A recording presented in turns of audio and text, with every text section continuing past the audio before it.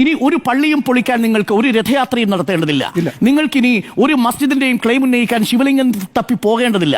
നിങ്ങൾ പറയുന്ന ഒരു കളക്ടർ, ഒരു ഡെപ്യൂട്ടി കളക്ടർ ആ സ്ഥലത്തുണ്ടെങ്കിൽ അയാൾക്ക് തീരുമാനിക്കാം ഇത് പ്രോപ്പർട്ടി വഖഫാണോ അല്ലയോ എന്ന് തീരുമാനിക്കുന്ന അവസ്ഥയിലേക്ക് കാര്യങ്ങൾ കൊണ്ടെത്തിച്ചിരിക്കുന്നു. അത്രമേൽ ദുർബലമാക്കിയിരിക്കുന്നു വഖഫിന്റെ ട്രിബ്യൂണലിനെ. ബില്ല് കൊണ്ടുവന്നറിയാമോ സുജിയ? ഞാൻ പറയാം. ഇന്ന് അഖിലേഷ് യാദവ് പറഞ്ഞിട്ടുണ്ട് 1000 പേരെ കാണാനില്ല. എവിടെ കാണാനില്ലാത്തത്?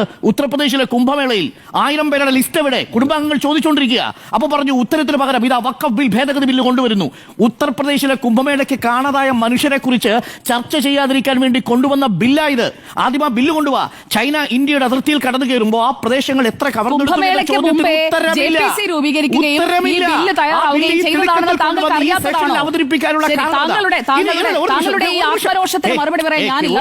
അല്ലല്ല, ഇതൊക്കെ അവിടെ ചർച്ച ചെയ്ത വിഷയങ്ങളാ സുജിയ. ഇനി 44 ഭേദഗതികൾ പ്രതിപക്ഷം കൊണ്ടുവന്നല്ലോ. എത്ര അംഗീകരിച്ചു? JPC ജഗദംബിക പാൽ പറയൂ. 44 ഭേദഗതികൾ. ആകെ എത്ര ഭേദഗതികൾ അംഗീകരിച്ചത്? 14 ഭേദഗതികൾ. 14 ഭേദഗതികളും കൊണ്ടുവന്നത് ആരാ സുജയ? ഭരണപക്ഷം. പ്രതിപക്ഷം കൊണ്ടുവന്ന 44 ഒരെണ്ണം അംഗീകരിച്ചു Sujaya. Is it a democratic way? ഇത് ജനാധിപത്യ രീതിയാണോ? വോട്ടിലിട്ടാണ് അതൊക്കെ തീരുമാനിക്കുക.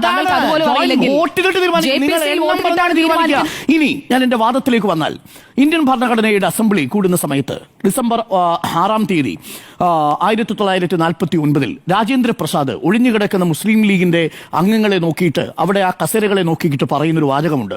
ഞാൻ മനസ്സിലാക്കുന്നത് ഇന്ത്യൻ ഭരണഘടനയുടെ ആത്മാവെന്ന് പറയുന്നത്, ഇന്ത്യൻ ഭരണഘടനയുടെ ധാർമ്മികത എന്ന് പറയുന്നത് ആ വാക്കുകളിലുണ്ട് എന്നാണ്. എന്താ പറയുന്നത് അറിയാമോ? അവർ മൈനോറിറ്റിയാണ്, അവർ പ്രതിപക്ഷത്തിരിക്കുന്നവരാണ് പക്ഷെ അവരുടെ അസാന്നിധ്യം നമുക്കൊരു വലിയ ഉത്തരവാദിത്വമായി മാറുന്നു. എന്താണ്? അവരുടെ അസാന്നിധ്യത്തിലും അവർക്ക് വേണ്ടി സംസാരിക്കുകയും അവർക്ക് വേണ്ടി ചിന്തിക്കുകയും ചെയ്യുക എന്നുള്ളത് നമ്മളുടെ ഉത്തരവാദിത്വമായി മാറുന്നു എന്ന് പറഞ്ഞ ഡോക്ടർ രാജേന്ദ്ര പ്രസാദിന്റെ വാക്കുകൾ ഇന്ത്യയിൽ എങ്ങനെയാണ് ജനാധിപത്യത്തെ നിർവചിക്കുന്നത്?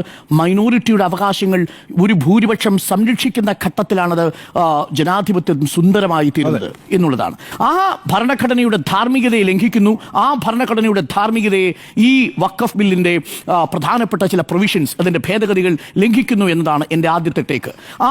എവിടെ വരുന്നത്? ഇന്ത്യൻ ഭരണഘടനയിൽ ഏറ്റവും മനോഹരമായ ഒരു ഭാഗമാണ് ആർട്ടിക്കിൾ 14. എന്താണ്? Right to equality and equal protection of the law. Equal protection of the law എന്ന് പറഞ്ഞാൽ എന്താ സുജിയ?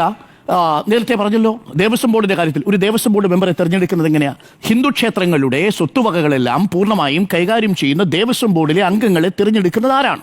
നിയമസഭകളാണ്. ആ നിയമസഭയിലെ അംഗമാണ്. നിയമസഭയിലെ ഏതംഗമാണ് തിരഞ്ഞെടുക്കുന്നത്? ഹിന്ദു അംഗങ്ങളാണ് തിരഞ്ഞെടുക്കുന്നത്. എന്തുകൊണ്ടാണ് അവിടെ അഹിന്ദുക്കളായിട്ടുള്ള MLA-മാർക്ക് ദേവസ്വം ബോർഡ് ക്ഷേത്രങ്ങളുടെ കാര്യത്തിൽ ദേവസ്വം ബോർഡ് മെമ്പറെ തീരുമാനിക്കാനുള്ള ഒരു വോട്ടിടാനുള്ള അവകാശം കൊടുക്കാത്തത്? അത് മതപരമായിട്ടുള്ള ഒരു സമുദായത്തിന്റെ ഒരു വിഭാഗത്തിന്റെ അവകാശമാണ്.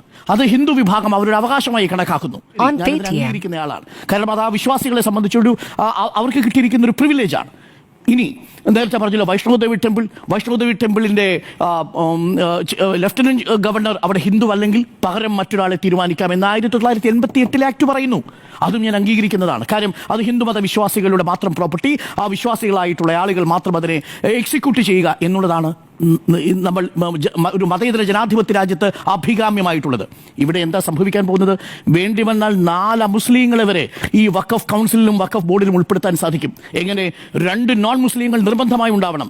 കൂടാതെ ചീഫ് എക്സിക്യൂട്ടീവ് ഓഫീസറായി വേണമെങ്കിൽ ഒരു നോൺ മുസ്ലിമിനെ കൊണ്ടുവരാം. ഇതിൽ ഏറ്റവും കൂടുതൽ കറപ്ഷൻ കേസുകൾ വഖഫ് ബോർഡുമായി ബന്ധപ്പെട്ട് രജിസ്റ്റർ ചെയ്യപ്പെട്ടിരിക്കുന്ന സ്റ്റേറ്റ് ഏതാ?